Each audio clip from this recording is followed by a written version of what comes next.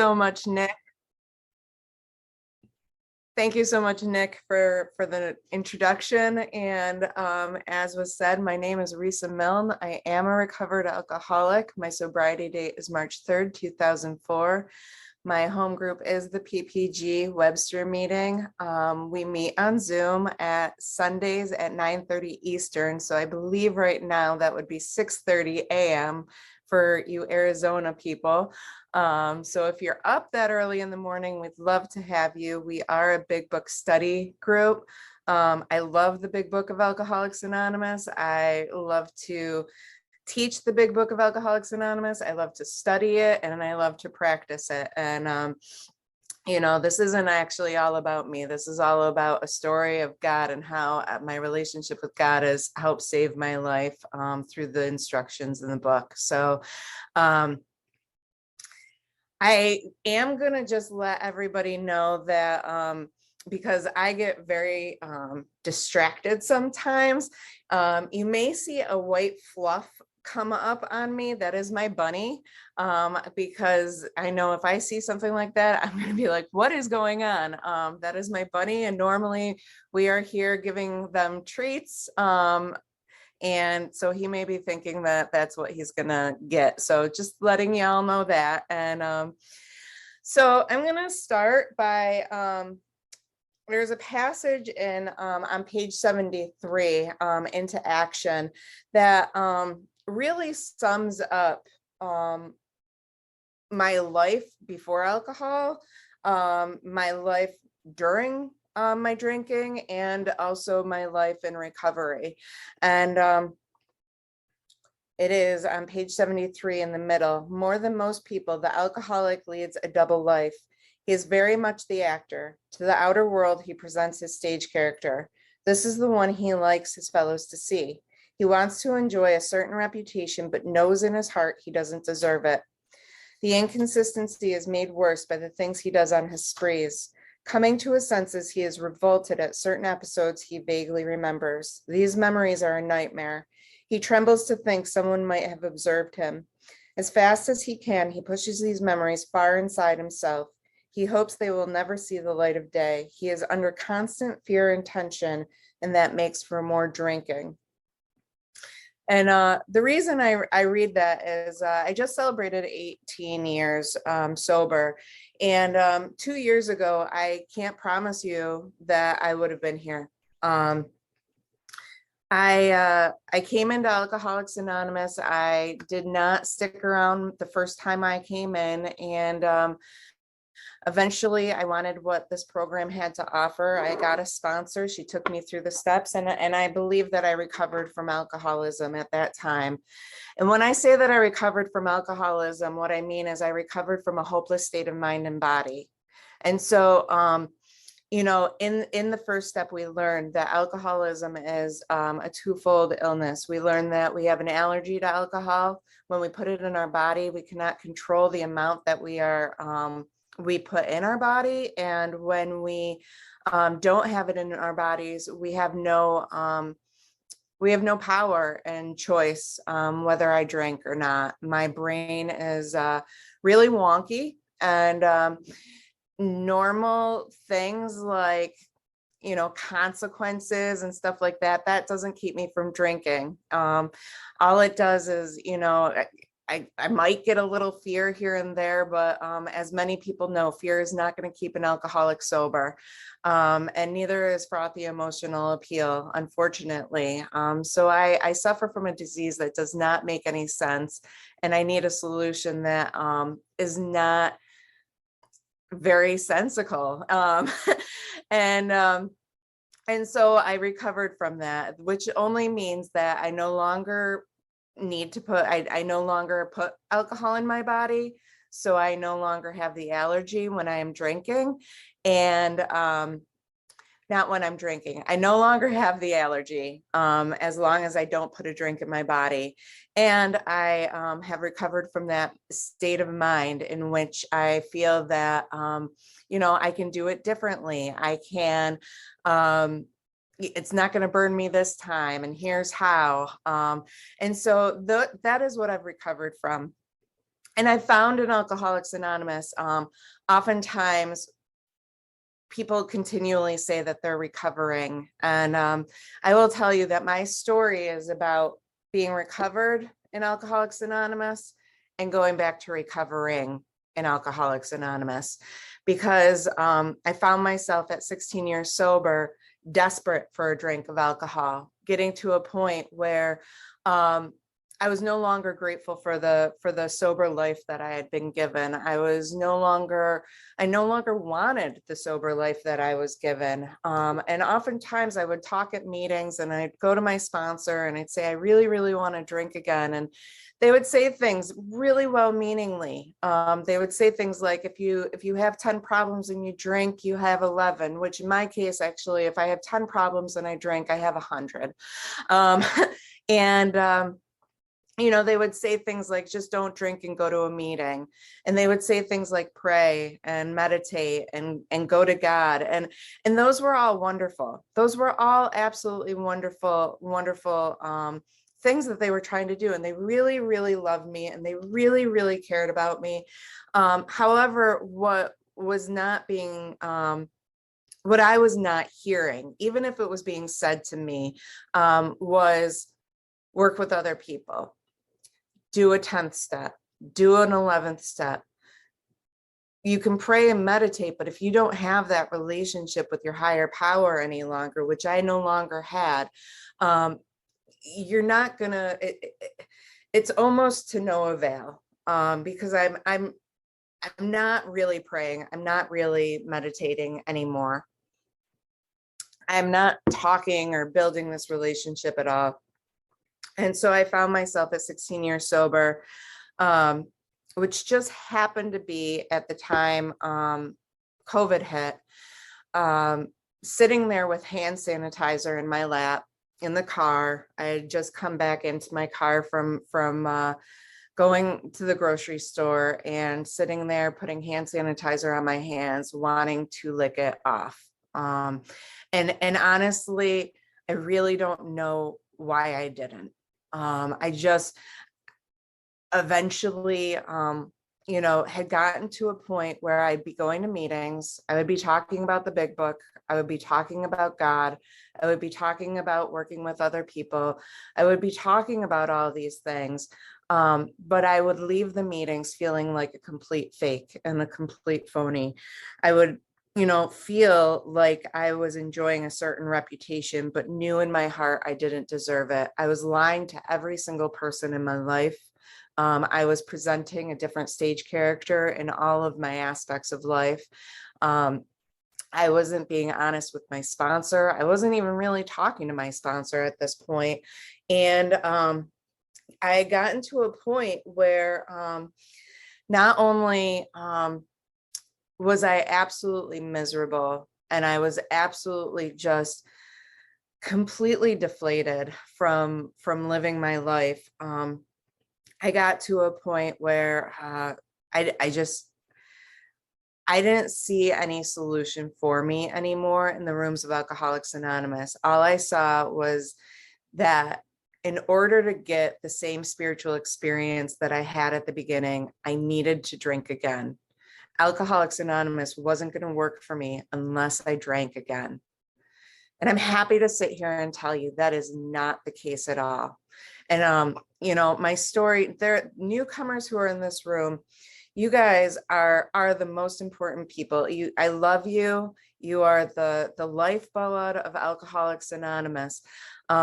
My story is for the people in AA who have just become so disillusioned with the program and feeling like it's not working for you anymore. And so that's what happened to me. And my story is that for the first month of COVID, I got on Zoom here and there. I would turn it off. I would turn my camera off. I wouldn't pay attention. I'd be on my phone. I really didn't care what anybody was saying. And I was just kind of doing it because that's what I do. I go to meetings. I go to meetings and I talk at meetings, and I go to more meetings and I talk at more meetings. And that was what I was doing. And unless I had something to say, I didn't feel I needed to be there. My ego and my pride had just risen to a place of undeniable insanity, absolute insanity. And what happened is, when my husband would come home, I had my kids. I didn't want my children anymore. I didn't want to be married anymore. I wished that I wasn't a mother. I wished none of these things. And so when my husband came home from work, because he was an essential worker, I would go up to my room and just kind of be like, I'm done.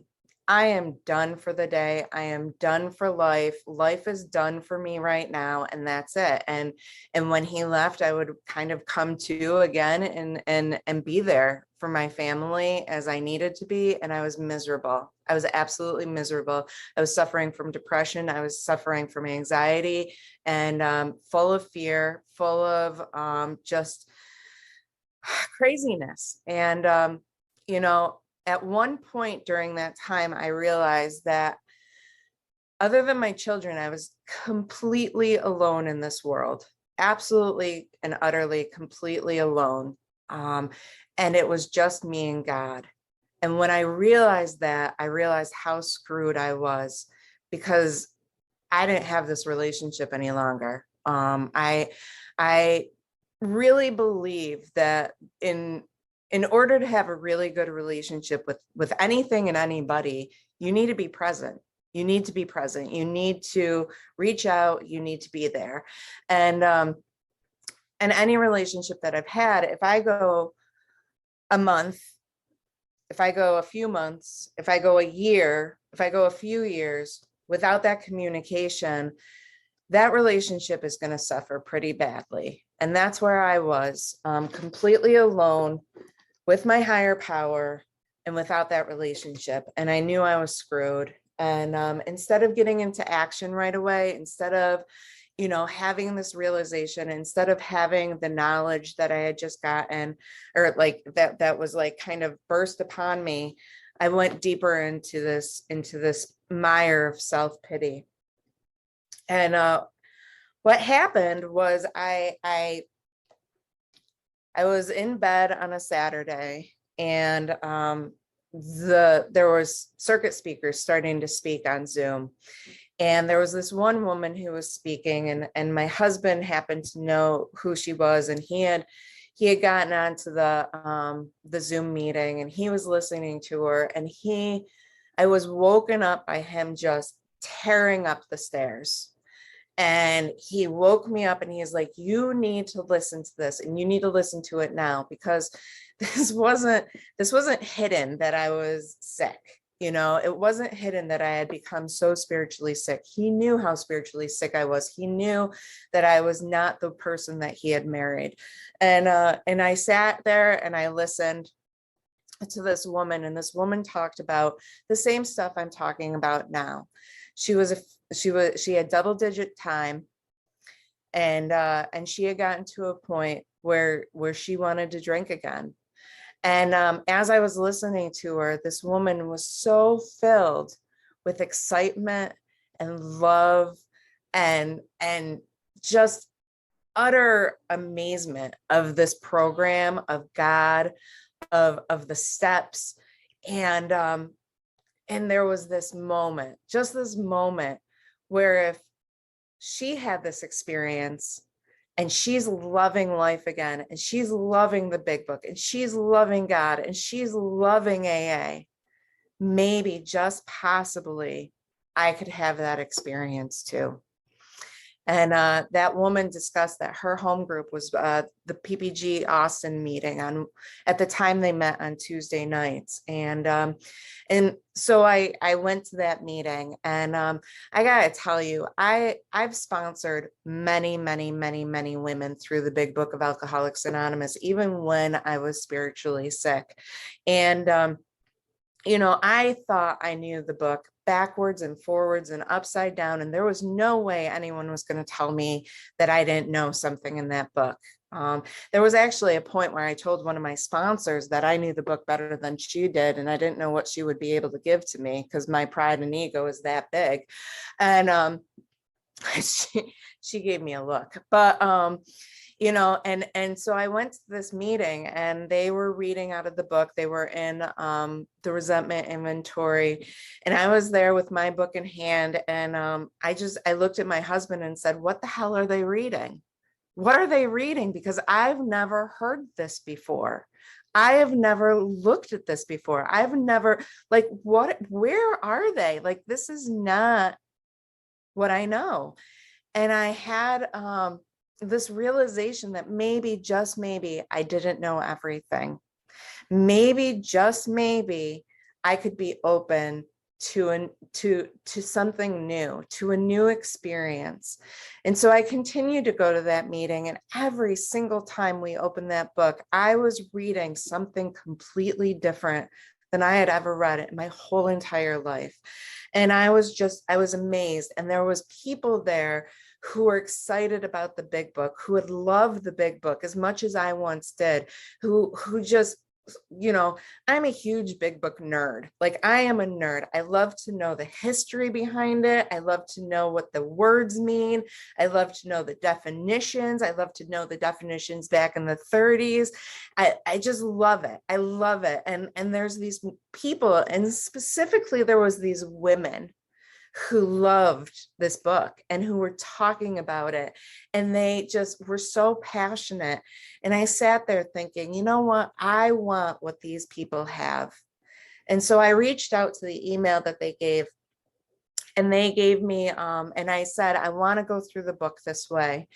And they gave me the number of a woman who she had gotten sober in Austin, but then she now lives in Kansas City, Missouri. And I reached out to her.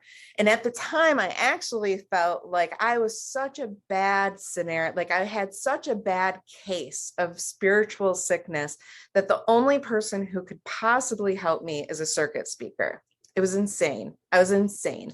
And I was just so full of myself and so full of just grandiosity that I didn't think I could be helped by anyone else. And so, they gave me this number to this woman, and I was like, oh, I'll call her. But, really, like, I need her number. I need that woman's number. And I called my sponsor, because she is my sponsor today. And I called that woman in Kansas City, and she and I, there was just this click on the phone, like, if we just mesh. And I found out that she had 16 years sober and she drank again. And it took her 7 years to get back into the rooms of Alcoholics Anonymous. And my grandiosity was shrunken because I sat there and I listened to this woman and realized that this woman had an answer for me. And here I sat 16 years sober, and here she sat 7 years sober. And in a time where I thought that only the greatest and the best speaker could help me, and God forbid somebody with less sobriety could even help me, that was insane to me. And I started crying on the phone to her, and asked if she could help me, and she just emphatically said absolutely yes. And we started going through the book, and we didn't go through the book again slowly. We didn't go through the book a step a month, a step a year. We went through the book very quickly. I had and she took me right back to the first step, because the thing is, and that I didn't realize at the time, but came to realize, is I stopped believing I was powerless over alcohol. I felt that I had power over alcohol because of the self-knowledge I had about what alcoholism and AA was. Because at the time I had become a student. I had sponsors. I wasn't really listening to them very much. And I was a teacher, but I was not a practitioner of this book. I truly believed that, I did steps 1 through 9, and then 10 and 11 were just extra credit. They were just extra credit. They were bonus steps. You go off into meetings, and those two topics come up, step 10 and 11. And very often, in the meetings that I was going to, people would say, oh, I don't really do this step that well. You know, I might do it once a year, or I might end up running up against a wall and finally doing it. And so I really, truly stopped like really being accountable in my sobriety. And the thing is I'd stopped doing the practices and the principles of Alcoholics Anonymous and stop practicing them in all my affairs, as the second part of the 12-step talks about. And so I had to get back to basics. I had to get back to basics. And it was truly, it was an amazing experience. She took me through step 3, which, you know, oftentimes when I've gone through step 3 with previous sponsors, and I took girls through step 3 as well, I would kind of brush through it really quick and be like, all right, let's keep it moving. Like, this is what it's about. And we just, you know, you're making a decision to keep going on with the steps. And I never really, truly, honestly looked at step 3. And that was really the changing point to my whole sobriety, was taking a look at step 3 and seeing that step 3 isn't me being selfish and self-seeking in my drinking history. Step 3 is me being selfish and self-seeking in all of my life, pretty much on a daily, minute to minute, hour by hour basis. I am thinking of myself all the time, like to the most minute things, And so, you know, we read on page 61, this is, you know, I think of as the toolkit of self-will. In trying to make these arrangements, so this is about running the show, and I am a control freak to the nth degree, and I need to control you. I've got scripts for every single person in my life. If you don't follow my scripts, I am ticked off. Yet I'm not going to tell you what the script is either. You just need to know what it is. And so I have all these scripts for you. I have the design, you know, the lighting design in my head. I got, you know, the scenery in my head, and you need to know what this is, you know. And if you don't follow this, things aren't going to end well for me. They're not going to end well for you. I know what the best look of life is going to be. And so what this is talking about is, in trying to make these arrangements, our actor may sometimes be quite virtuous. He may be kind, considerate, patient, generous, even modest and self-sacrificing. I am constantly looking for validation. Okay, I am going to do nice things for you because I want you to validate me. And if you validate me, that means I'm better. I'm okay. I feel okay inside, which is not true at all. You could validate me till the cows come home, and I'm still going to feel empty inside. I'm still going to feel like this person that you're going to find out who the real me is, and you're not going to like me no matter what. And so one of the things that I used to do a lot to try and find this validation was innocent enough. It was so innocent. I love to cook, and I would love to make my husband these meals that I would find on, you know, the internet, and I would, you know, make a whole exciting thing of it. And, you know, and I would go and I'd set dinner down, and I'm really mean at this point, I'm meaning it from the bottom of my heart. I want to make a beautiful meal for my husband, for my family. And I sit down and I look at him and I stare him down until he tastes the meal. And then he'll taste the side dish, not the actual, the part that I'm really proud of, you know. And I hassle him, and I'm like, no, that's not the right part. You need to taste this part. And so he gives me this long sigh. He'll be like, you know, and he'll go and he'll eat it, and he'll put it in his mouth. And if the first thing out of his mouth is not, oh my God, this is amazing, I'm done. I am about to cry. I am a miserable wreck. I can't eat anymore. I feel nauseous to my stomach, and I end up ruining dinner for everybody at the table. because he didn't give me the validation that his script that I wrote said that he needed to give me. That's how selfish I am. I can see that in huge things in my life, but it's those tiny little things over and over again, not doing a 10th step, not doing an 11th step, that I became blind to. I became absolutely blind to the selfishness and self-seeking that was just absolutely ruining my life. And then, so, okay. On the other hand, he may be mean, egotistical, selfish, and dishonest. So I'm doing this wonderful, lovely thing. He doesn't give me what I want. I'm not feeling right. And I'm just like, I start crying. I want to pick a fight. I want to manipulate him. I go and I make the recipe 80,000 times until I get that exact reaction that he wants.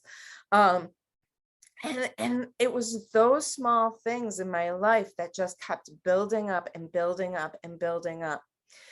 And what I've learned today, and what I've always believed, is that I am a vessel for God's words and for God's power and God's love and God's way of life to go through. My words and all of me is not the power. I am not the power.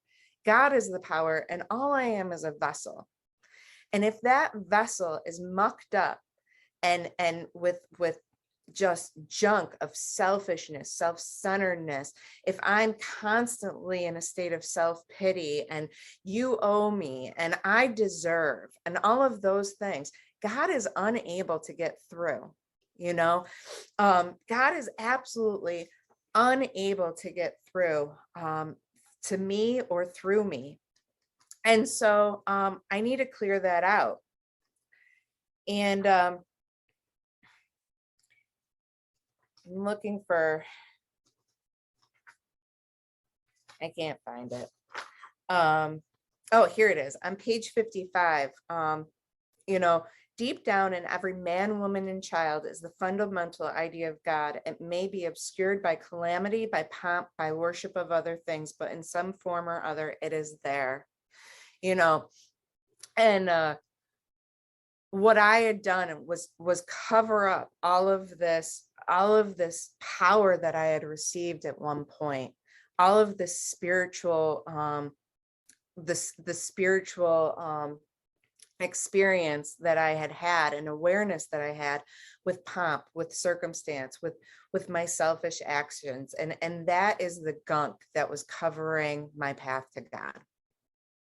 And so when she took me through this third step again, she really nailed home just how sick I was. Is he not a victim of the delusion that he can wrest satisfaction and out of this world if it only manages well? Victim in the 1930s meant duped. I had duped myself. I was in a delusion and was lying to myself and duped myself into this delusion that I could rest. Rest in here is spelled W-R-E-S-T, which is the root word of wrestling. I am fighting tooth and nail for satisfaction and happiness out of the world if I only manage well. I am fighting with you. I am fighting with my children. I'm fighting with my husband. I'm fighting with people at work. And if I'm fighting, I don't know anybody in this world who is satisfied and happy as they are fighting. I certainly wasn't. And so, she pointed this stuff out to me. And then we went over to 62.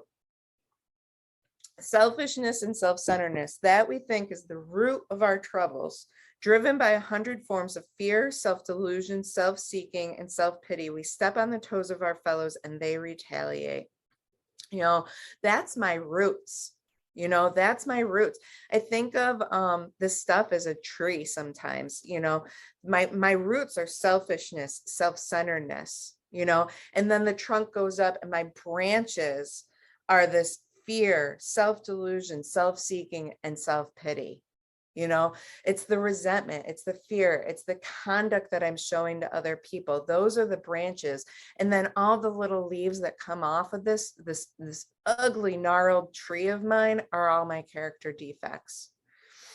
100 forms of fear, self-delusion, self-seeking, and self-pity. When I'm going through my inventory process, when I'm writing my inventory and I'm going through that, it is easy for me to get off and just say, yep, my character defects are I'm selfish, I'm self-centered, I'm fearful, I'm um angry, all of those things.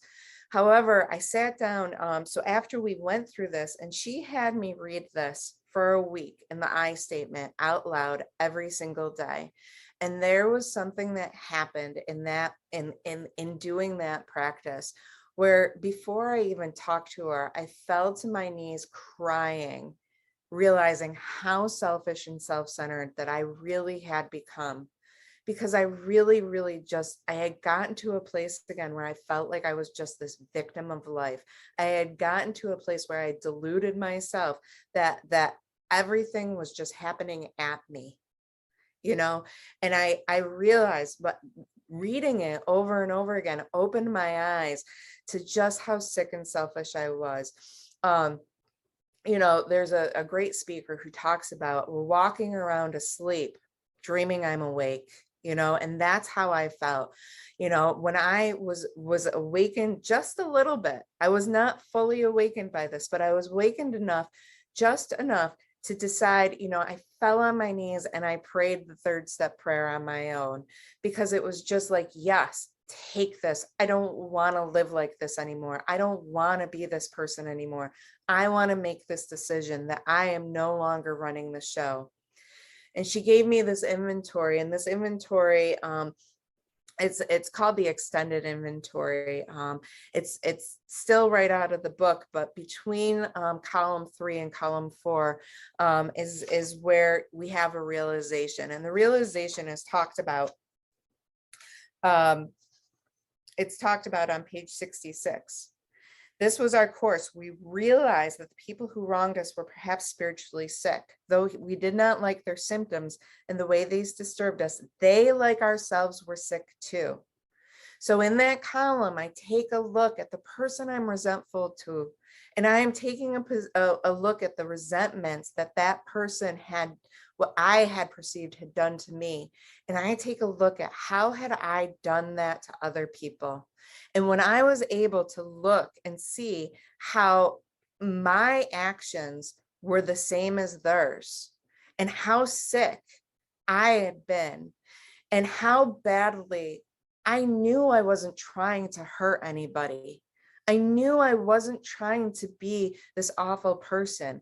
I knew I wasn't trying to do that. I was so spiritually sick that I was blinded to my actions. And all I would want is forgiveness from them.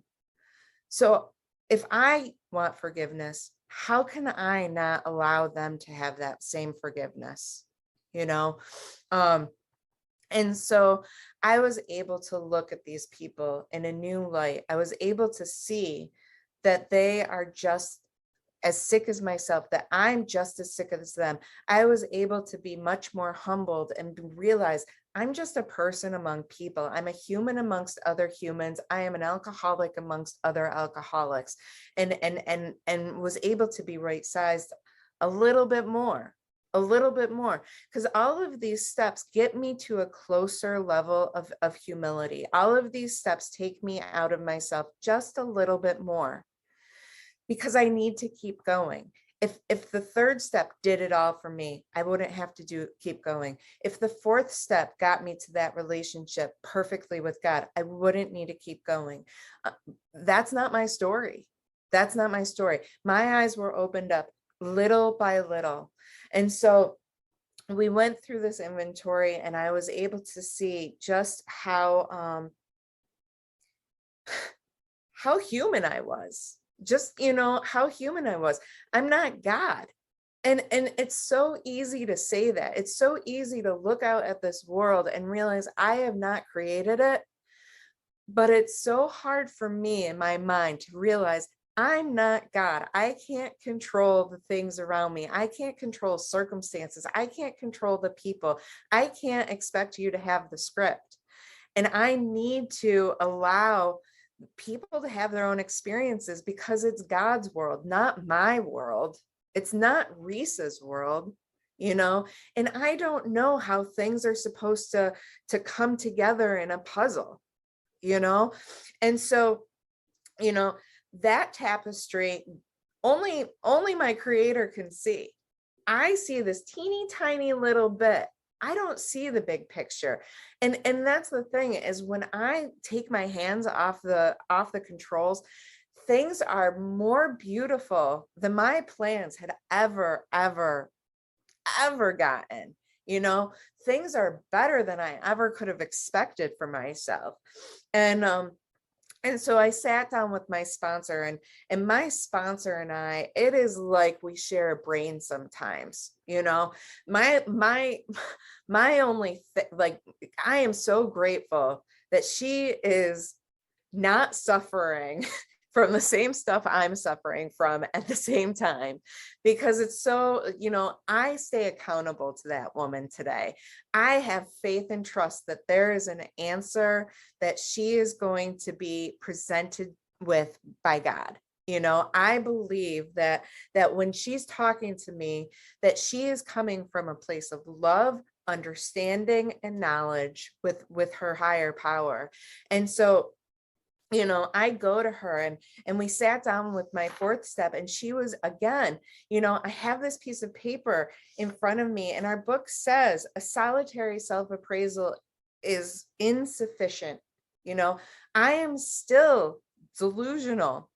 I am still delusional. I have paper in front of me. I know where I've been selfish and self-seeking, but I still don't see this whole picture. And she's able to point that out to me. And with that, you know, I was able to go on, and you know, I got this tremendous urge that I did not want to be this person anymore. You know, in the third step, I made a decision to continue on, to take a look and open my eyes to who I really was. And in the seventh step, I made the decision to turn it all over to God, and I was done for a few days. And I say that for a few days because I had to continue to go out and make the amends, but I needed to realize that steps 10 and 11 are not extra credit. They are not bonus steps. Those are steps I need to live in my life at all times, you know? And so, yes, after this amazing experience with my sponsor, and I was flying high for a day or two, the book warns us, if we rest on our laurels, not to, you know, we are headed for trouble. And what I found out is resting on our laurels means to lean on my action from days before. I may have had a Saturday where I went to my home, or a Sunday where I went to my home group right after I work with a girl. We do a fifth step. Later that night, I went to a treatment meeting. I shared the message of Alcoholics Anonymous, and my old brain would say, all right, I'm good till the next week. I'm good. You know, I need to practice these spiritual principles in all my affairs on a daily basis, minute to minute, hour to hour, week by week, day by day. I have to practice these. And the only way that I can keep that vessel open for God is to continue to be aware, and to continue to be of action, and to continue to build that relationship. I can pray and meditate today to something that I have a close and personal relationship with, that I have absolute faith has me through everything. Now, am I perfect at it? Absolutely not. I will go sometimes a week, at most a week, where I want to stomp my feet like a toddler. I don't want to do what my sponsor is telling me to do. I want her to be on my side. I don't want her to point out my selfishness and self-centeredness. I want her to tell me how I'm right and they're wrong, and she doesn't do it. And eventually, just the feeling of just that feeling of totally takes over. And I get to a point again, backed up into this corner, that I am just ready again to accept that I am not God and that I can't have control over my life. And I got to tell you, my life is not any different than it was 2 years ago. I still have those two children. I still have a house that I don't really like that much, but I make do. I still have the wonderful husband. And like I have a job that is wonderful. And the difference today is I see it through new eyes. I am awake to how wonderful my life is. I have become thankful that I have been given what I have instead of just desperately wanting stuff that I don't, you know. And you know, one, I'll end on this. One day, my husband and I were driving in the country and it was beautiful and sunny, and we were going to this lake. And he looked out. This is during the time period that I was spiritually sick. And he looked out and he just said, I see God everywhere and life is beautiful. And I sat next to him. 1, jealous. 2, bitter. 3, wanting to throw up a little because I thought it was just so cheesy. And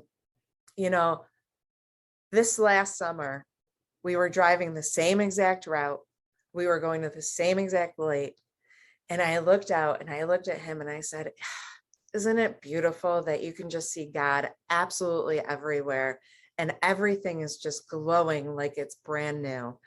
And that's what the steps have done. That's what the instructions have done through the big book for me. That is what God has done for me. And it has been a fantastic ride. And there's nothing I love more than sharing that freedom I've been able to find through the big book of Alcoholics Anonymous, the fellowship of Alcoholics Anonymous, and the instructions laid out in the book. And I love talking about AA. I love, being on the phone with women and just relating so much to where they're at and letting them know that there is a solution out there. There is hope for them, and they do not need to drink again for Alcoholics Anonymous to work. Thank you.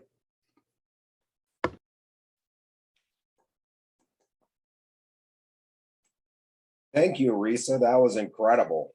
There was so much in that I could relate to. And I have to tell you, my sponsor, since I came into the program of Alcoholics Anonymous, has really pushed steps 10 and 11 to me. And I could really relate to a lot of what you said about being in the beginning of pandemic and that overwhelming loom of